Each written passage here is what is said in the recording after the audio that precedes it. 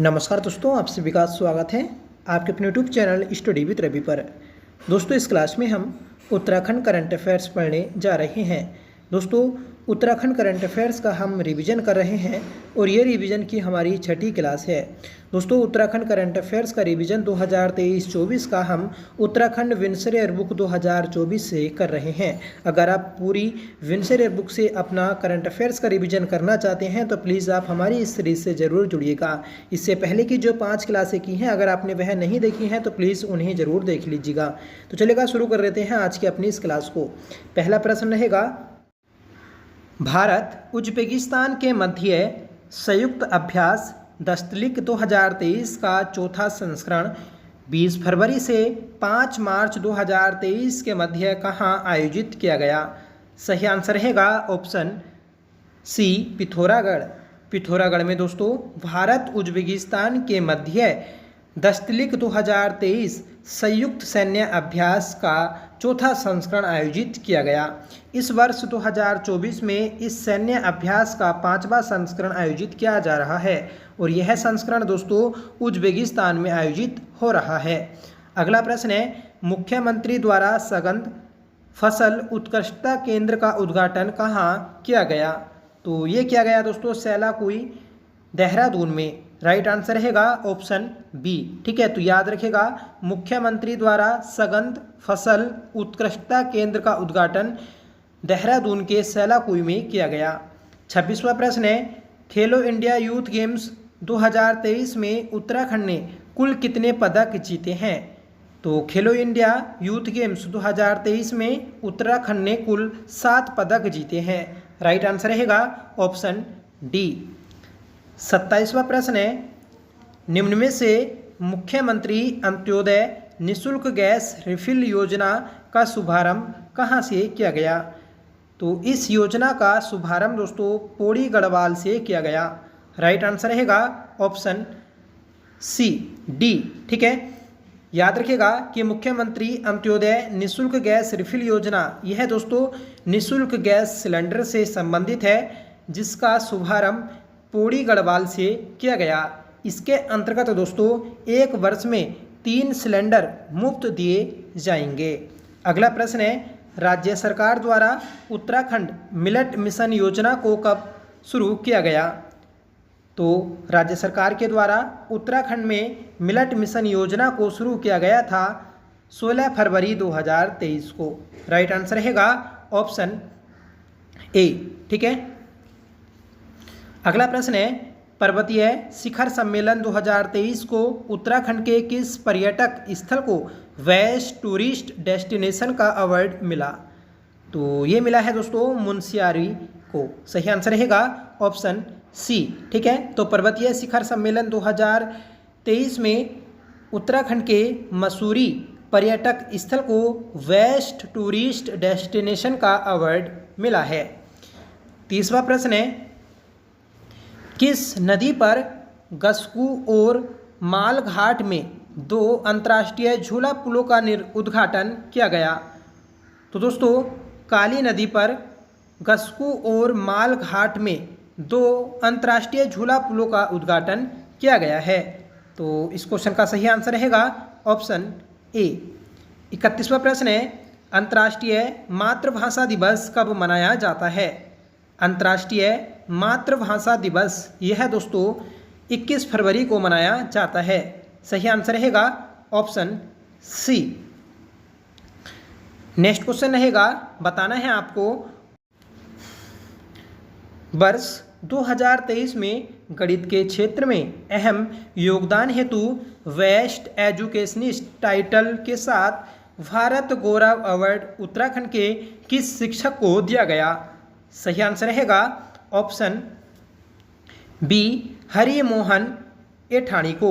ठीक है, तो हरि मोहन एठानी को दोस्तों भारत गौरव उत्तराखंड अवार्ड से सम्मानित किया गया है। ठीक है, यह दोस्तों गणित के क्षेत्र में पुरस्कार दिया गया। अगला प्रश्न है, विश्व कविता दिवस 21 मार्च को साहित्य और सामाजिक संस्था भावना कला एवं साहित्य फाउंडेशन द्वारा उत्तराखंड के किस व्यक्ति को काव्य शिरोमणि सम्मान दिया गया।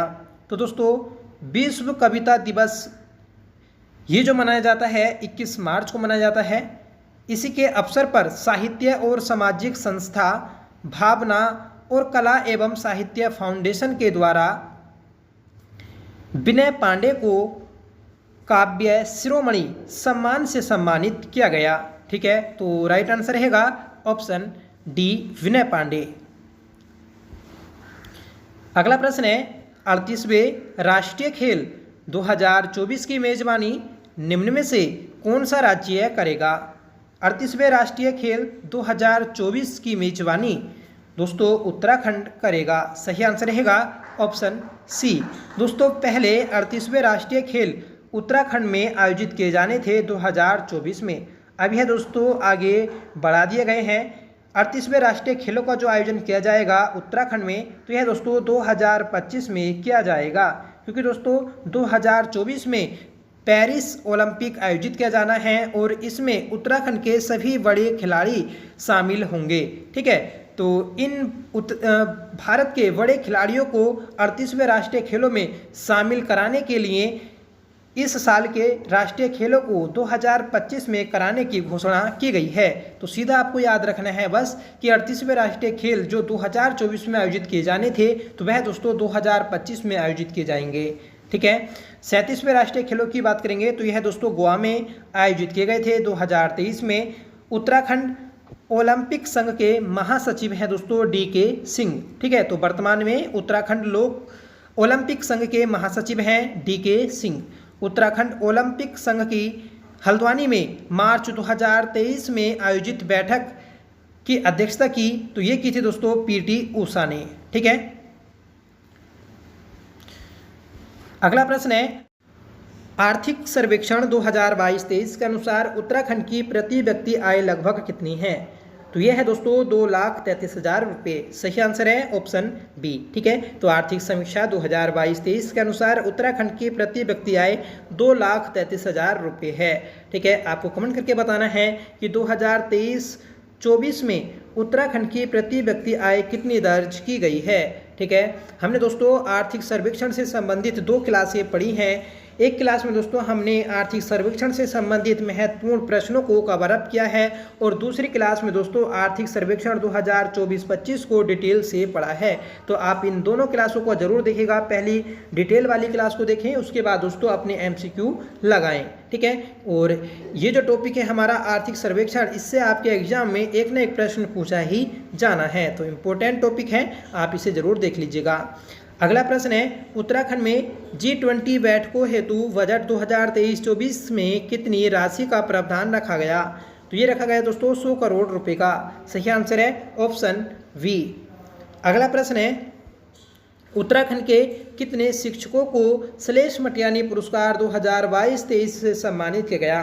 तो 2023 में श्लेष मटियानी पुरस्कार 17 शिक्षकों को दिया गया। दोस्तों शिक्षा के क्षेत्र में उत्कृष्ट कार्य करने वाले शिक्षकों को श्लेष मटियानी पुरस्कार हर वर्ष दिया जाता है।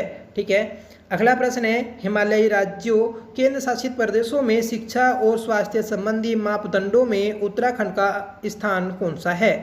तो यह दोस्तों 6ठा स्थान। ठीक है, जो दोस्तों रैंक वाले क्वेश्चन होते हैं तो वह आपके इम्पोर्टेंट होते हैं, क्योंकि रैंक हो या इंडेक्स हो, ठीक है, तो ये क्वेश्चन एग्जाम में पूछे ही जाते हैं।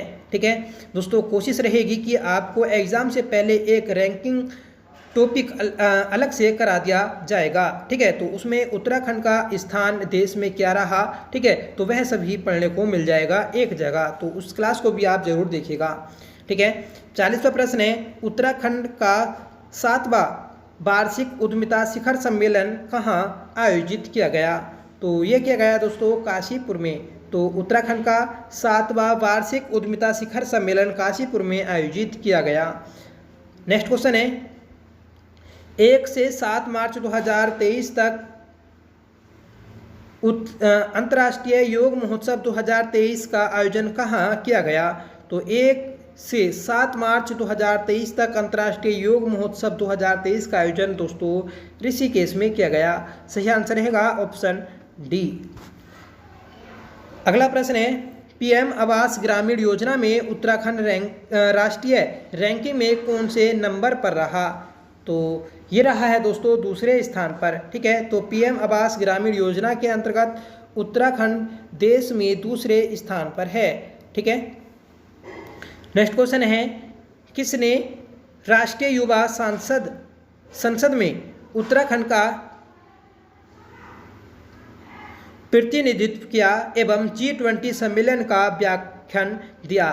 तो ये दिया था दोस्तों दिव्या नेगी ने। सही आंसर रहेगा ऑप्शन डी। सीधा आपको याद रखना है कि राष्ट्रीय युवा सांसद दिवस के अवसर पर, ठीक है, दिव्या नेगी ने संसद में भाषण दिए और G20 सम्मेलन का व्याख्यान किया।